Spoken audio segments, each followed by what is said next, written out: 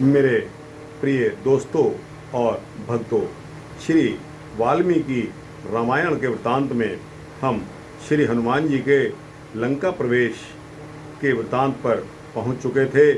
दोस्तों, वह वृतांत यहाँ तक पहुँचा था कि जब हनुमान जी अपने मन को यम, नियम, संयम इत्यादि से नियंत्रित करते हुए हनुमान जी शयन करती हुई सभी सुंदरियों को ध्यान से देख रहे थे, तो प्रत्येक नारी दूसरे नारी से अधिक सुंदर दिखाई दे रही थी।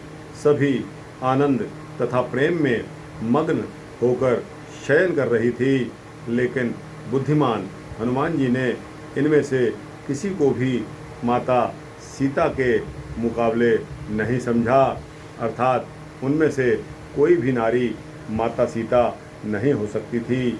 इसके पश्चात दोस्तों, हनुमान जी अशोक वाटिका में प्रवेश करते हैं।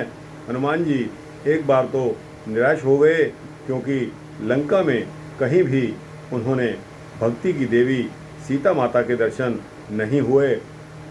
फिर उन्होंने सोचा कि माँ सीता भोगी विलासी रावण के महल में शूर्पणखा जैसी नारियों के मध्य कदापि नहीं हो सकती। फिर उनकी दृष्टि रावण पर पड़ी। वह एक विशाल हीरों से मंडित स्वर्ण पलंग पर सुमेरु पर्वत के समान सोया हुआ था।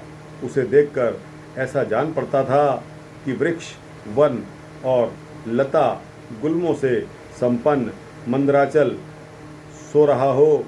उस समय सांस लेता हुआ रावण फुफकारते हुए सबके समान जान पड़ता था।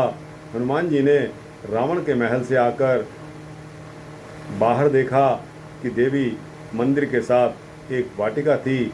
उस वाटिका के एक ऊंचे वृक्ष पर हनुमान जी चढ़ गए। जैसे ही उन्होंने वृक्ष के नीचे अपनी दृष्टि डाली, तो वे सीता माँ के दर्शन पाकर धन्य हो गए।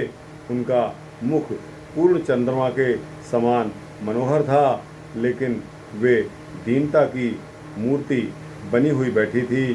भयंकर राक्षसियों ने उन्हें चारों तरफ से घेर रखा था। दोस्तों, इसके पश्चात वहाँ रावण की धमकी का वृतांत आपके समक्ष आता है। चंद्रमा के प्रकाश में हनुमान जी ने सीता जी को बहुत अच्छी तरह से देखा और निहारा। उनका शरीर अति दुर्बल और क्षीण हो गया था। उनके नेत्रों से अश्रुधारा बह रही थी। भयानक दृष्टि वाली बहुत सी राक्षसियों ने उन्हें घेरा हुआ था। कितनी ही राक्षसियों के मुख सूअर, मृग, सिंह, भैंस, बकरी और सियारनों के समान लगते थे। किन्हीं के हाथों में शूल थे, तो किन्हीं के हाथों में सुंदर मुगदर थे। वे सब सीता जी को डरा रही थी।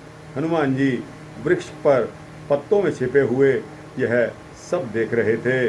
तो दोस्तों, हनुमान जी का आगमन अशोक वाटिका में हो जाता है। चांदनी रात में हनुमान जी ने माता सीता के दर्शन पाए और देखा कि माता सीता बहुत ही दुर्बल और क्षीण हो चुकी हैं। तो दोस्तों, इस वृतांत तक आज हम आपको सुना पाए। इससे आगे का वृतांत हम आपके समक्ष अपने अगले वृतांत में रखेंगे। दोस्तों, यह वाल्मीकि रामायण का हनुमान अशोक वाटिका में यह वृतांत आपके समक्ष रखा गया है। दोस्तों, यह वृतांत कैसा लगा? अच्छा लगा हो तो इसको लाइक और शेयर करके अपने जैसे मित्रों, दोस्तों, धार्मिक जिज्ञासुओं को अवश्य भेजना। चैनल को सब्सक्राइब करने पर आपको इसी प्रकार के धार्मिक वृतांत मिलते रहेंगे। दोस्तों, जय श्री राम, जय श्री कृष्ण।